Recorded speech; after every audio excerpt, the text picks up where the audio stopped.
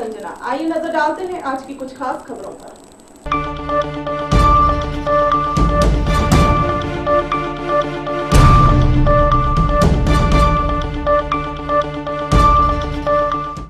अमृतसर में कांग्रेस के कार्यकर्ताओं द्वारा हल्का दाखनी में अकाली दल द्वारा किए गए सभी नींव पत्थरों के किए गए जितने भी विकास कार्यों के नाम पे हल्का दक्षिण में एक जोरदार रैली निकाली गई।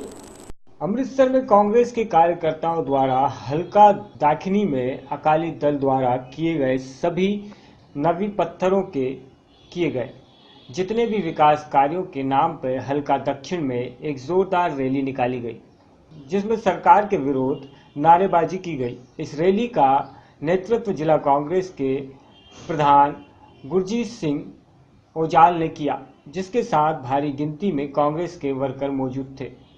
इस संबंध में पत्रकारों से बात करते हुए अकाली दल बादल सरकार ने विकास के नाम पर पंजाब के लोगों को बेवकूफ़ बनाया है, वहीं इसका जिम्मेदार सुखबीर सिंह बादल, विक्रम सिंह मजीठिया और इसके विधायक इंद्रबीर सिंह बुलारिया को मानते हैं। उन्होंने कहा कि सिर्फ गांव सुल्तानविड में 7 विकास कामों का उद्घाटन किया गया है जो सिर्फ सफेद हाथी बनकर रह गया है।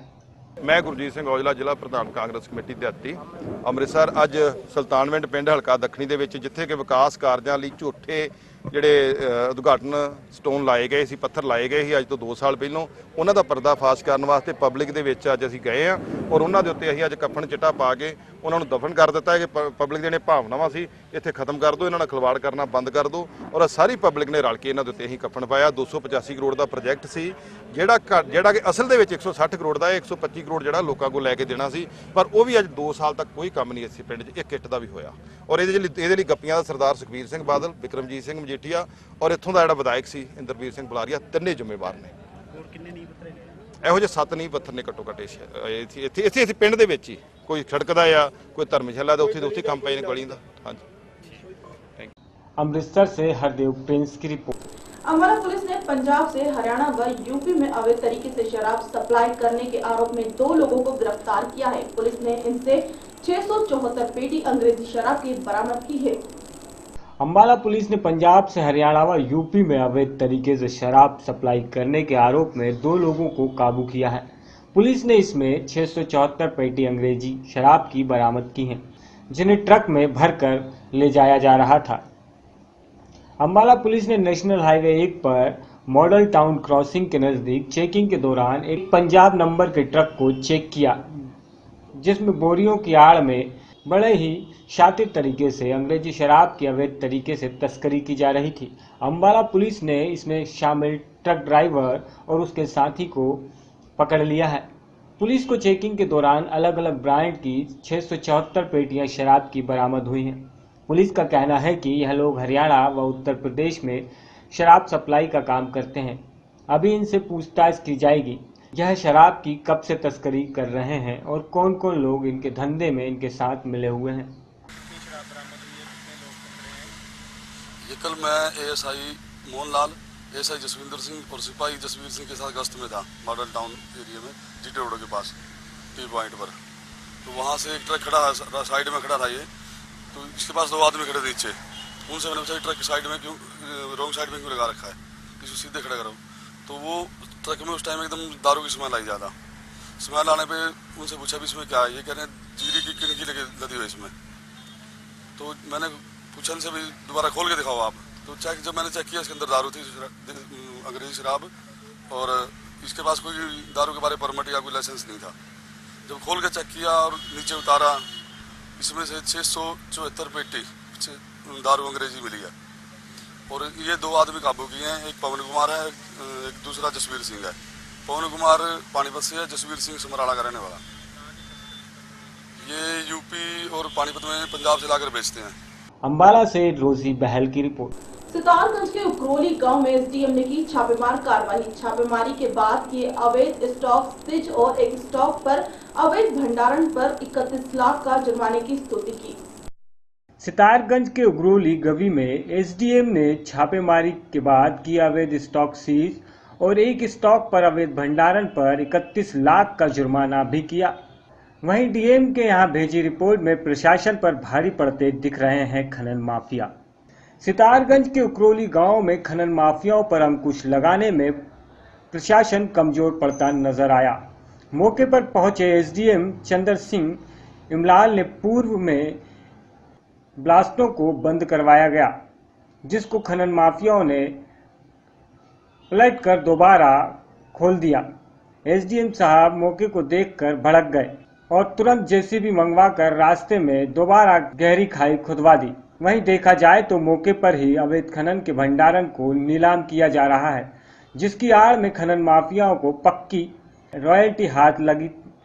100 घन मीटर खनन को एक हफ्ते तक उठाते रहते हैं और नीलामी के द्वारा किए गए स्टॉक में कमी ही नहीं होती, वो वैसे का वैसा ही पड़ा रहता है। नीलामी के स्टॉक की आड़ में अवैध खनन का कारोबार खूब फल फूल रहा है।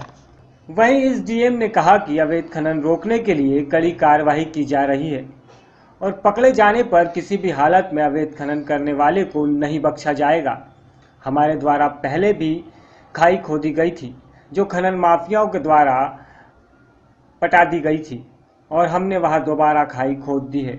और गुरदीप सिंह के स्टॉकर पर 3500 घन मीटर अवैध भंडारण पाया गया, जिस पर 31 लाख रुपए का जुर्माना लगाया गया है। किसी भी हालत में अवैध खनन के कारोबारियों को बख्शा नहीं जाएगा। उकरौली क्षेत्र में समय समय पर हमारे द्वारा अवैध खनन के विरुद्ध कार्रवाई की जा रही है। आज भी हम यहाँ पे उकरौली क्षेत्र में पूरे राजस्व टीम के साथ आए हुए हैं और हमने एक गुरदेव सिंह के नाम का स्टॉक है और उनके वहाँ पे अवैध रूप से हमें 3500 घन मीटर लगभग यहाँ पे अवैध स्टॉक मिला हुआ है और जिसका हम चालान करके लगभग 31 लाख रुपये का जुर्माना इस पे डालेंगे। वहाँ पे भी लगभग 100 घन मीटर वहाँ पे अननोन व्यक्ति का जगह जगह पे पड़ा हुआ है, जिसको हमने सीज कर लिया है और उसका भी जैसे भी जो जिस व्यक्ति का हम जांच कर रहे हैं और उनके विरुद्ध भी कार्रवाई करेंगे। और इसके अलावा नदी में पहले भी हमने खाई खोदी थी। वर्तमान में बारिश न होने के कारण फिर लोगों ने जो खाई पहले खोदी थी उसको बंद कर दिया था। आज पुनः हमने खाई खोद दी है 2-3 जगह और समय समय पूरी निगरानी हम रखें।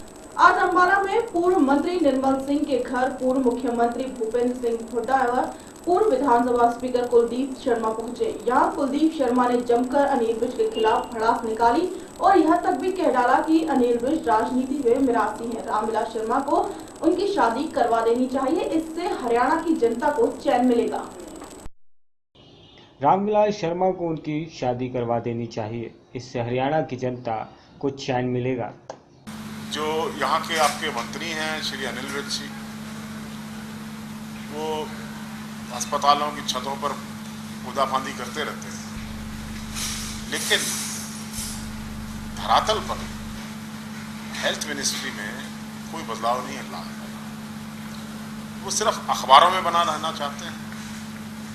जो बयान देते हैं अखबार के लिए देते हैं, जो काम करते हैं अखबार, चाहे वो थानों की चेकिंग हो, चाहे मकानों पर चढ़कर टंकियों की सफाई हो, वो केवल मात्र अखबारी खबरें में बने रहने के लिए ऐसा करते हैं।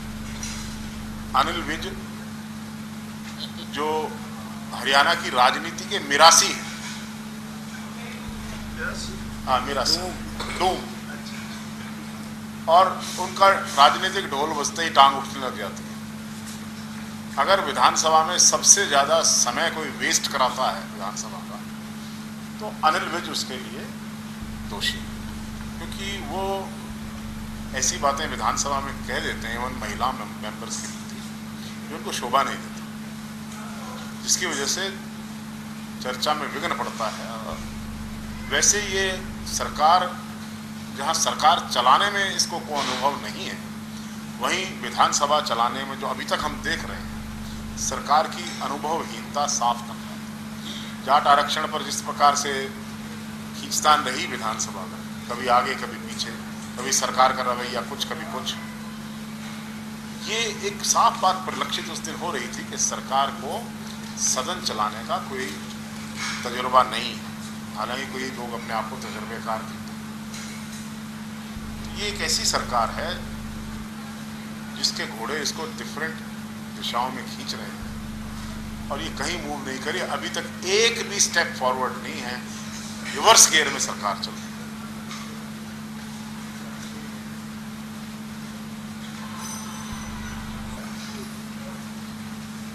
जो गैर पार्लियामेंट्री नॉन पार्लियामेंट्री लैंग्वेज है उसकी वजह से सदन का बहुत समय वेस्ट होता है और अंबाला की जनता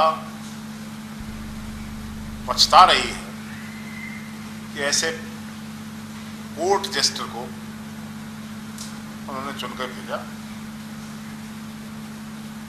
और उससे कहीं ना कहीं सारे हरियाणा में अनिल विज साहब की बात पर लोग हंसते हैं, मजाक का मौजू बने हुए हैं।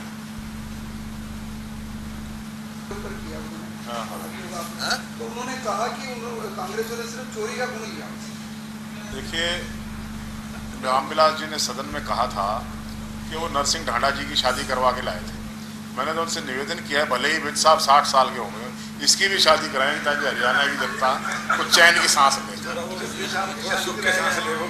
आप ये मांग करते हैं कि साहब की शादी कराया जाए? मैं रामविलास जी ने कहा है वो शादियां करवाते हैं, ब्राह्मण हैं, तो इसकी भी अगर विज साहब की भी करवाते हैं, मेरी ड्यूटी लगाओगे मैं करवा दूंगा। अभी कोई ज्यादा उम्र थोड़ी हुई है, 60 साल के तो हैं। वहां से खबर आ रही है इनका जो ग्रह शांति है ना, देखिए आपने कहा है कि मैं ब्राह्मण हूँ, इनकी ग्रह शांति के लिए इनका विवाह होना जरूरी है। इनके कई ग्रह भटके हुए हैं,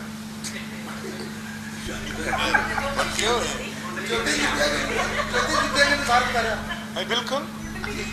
इसकी कुंडली में जो ये शादी का जो ग्रह अभी तक नहीं है उसकी वजह से आत्मा भटकी हुई है, कई ग्रह भटके हुए हैं भाई, और इसीलिए इम्बैलेंस रहता है उनका। नाड़ी दोस्त तो नहीं है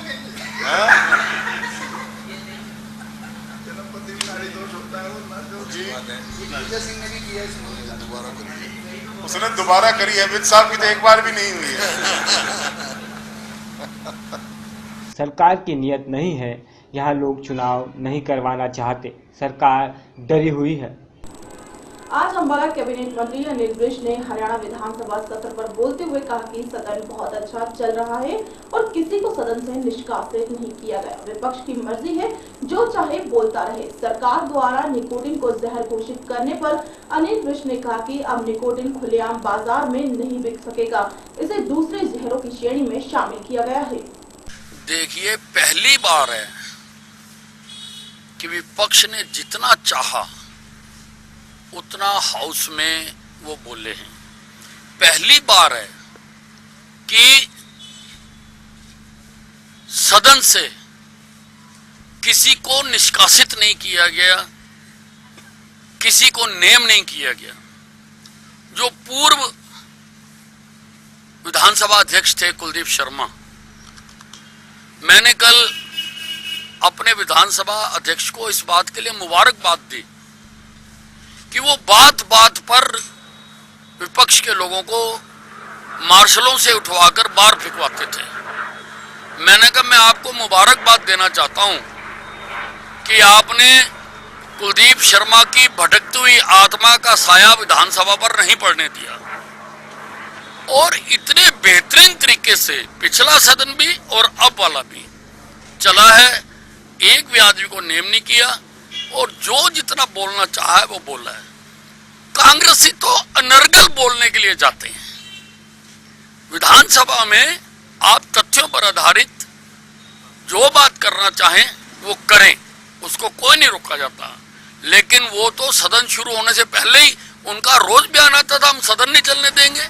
वो तो नकारात्मक सोच है उनकी। वो तो प्रदेश के विकास को रोकना चाहते हैं।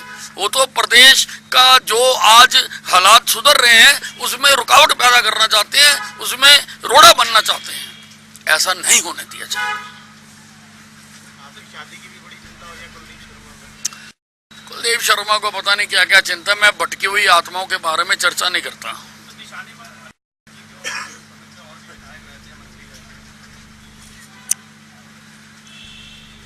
अब देखिए, अब ये तो क्योंकि उनको माकूल जवाब उनकी हर बात का दिया जाता है। देखिए, ऐसा है कि शहीदों के नाम पर परियोजनाओं के नाम रखे जाएं, ये अच्छी बात है, लेकिन चंडीगढ़ एयरपोर्ट के बारे में क्या कल कोई मीटिंग हुई है? मुझे उसका ज्ञान नहीं है कि क्या उसमें बात हुई है, क्या नहीं हुई है। हाँ, ये ठीक है कि इसमें हुड्डा साहब ने लगभग 300 करोड़ रुपया इस एयरपोर्ट बनाने के लिए दिया था, जो कि मैं समझता हूँ कि हुड्डा साहब ने प्रदेश के पैसे को खराब किया, क्योंकि वही 300 करोड़ रुपए में प्रदेश में नालियाँ बनती, सड़कें बनती और चीज़ें बनती, लेकिन इन्होंने उसमें दिया और हमें आज तक समझ नहीं आया कि चंडीगढ़ के एयरपोर्ट में हरियाणा ने किस लिए पैसा दिया। वो हरियाणा में पड़ता नहीं, उसका अब जो मुख्य द्वार है वो भी पंजाब की तरफ को कर दिया गया है। तो अब ये काफ़ी मामले उलझे हुए हैं, आने वाले दिनों में इनका मकबूल जवाब देंगे। देखिए, अब तंवर साहब किसको क्या कहते हैं, अब वो जितनी उनकी बुद्धि है उस हिसाब से वो बात करते हैं, तो इसमें हमें कुछ नहीं कहना। कोई बात नहीं, जल्दी पंचायती चुनाव की नोटिफिकेशन हो जाएगी, उनके प्रश्न का उत्तर दिया जाएगा। देखिए, ये होम डिपार्टमेंट का मामला है और वही इस केस को डील कर रहे हैं। वजिंदर होम डिपार्टमेंट में पुलिस डिपार्टमेंट का कर्मचारी है, इसलिए किस आधार पर दिया, उन्होंने क्या दिया, इसके बारे में वही बेहतर बता सकते। खबरों में फिलहाल इतना ही, मुझे दीजिए इजाजत, नमस्कार।